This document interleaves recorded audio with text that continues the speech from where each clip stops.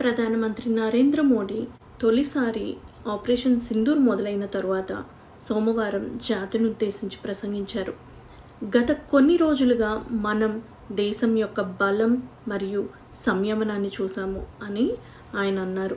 అలాగే సాయుధ దళాలు, నిఘా సేవలు మరియు శాస్త్రవేత్తల పాత్రకు సెల్యూట్ చేస్తూ ఆయన ప్రతి భారతీయుడు మన సాయుధ దళాలు, శాస్త్రవేత్తలు, రహస్య సేవలకు సెల్యూట్ చేస్తున్నాడు అన్నారు.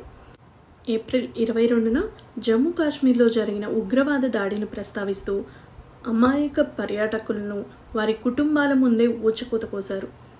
ఈ క్రూరత్వం దేశాన్నే కుదిపివేసింది అని ఆయన అన్నారు. ప్రజలను వారి కుటుంబాల ముందే దారుణంగా కాల్చి చంపారు. పహల్గాం దేశ స్ఫూర్తిని విచ్ఛిన్నం చేసే ప్రయత్నం అని ఆయన అన్నారు. ఉగ్రవాదులు కలలో కూడా ఊహించినంత దారుణంగా మన సైన్యం వారిని దెబ్బతీసిందని కూడా ఆయన ప్రస్తావించారు. సైనికుల పరాక్రమం, సాహసాలకు ఆయన సెల్యూట్ చేశారు. అప్డేట్స్ కోసం ఈ ఛానల్ సబ్స్క్రైబ్ చేసుకోండి.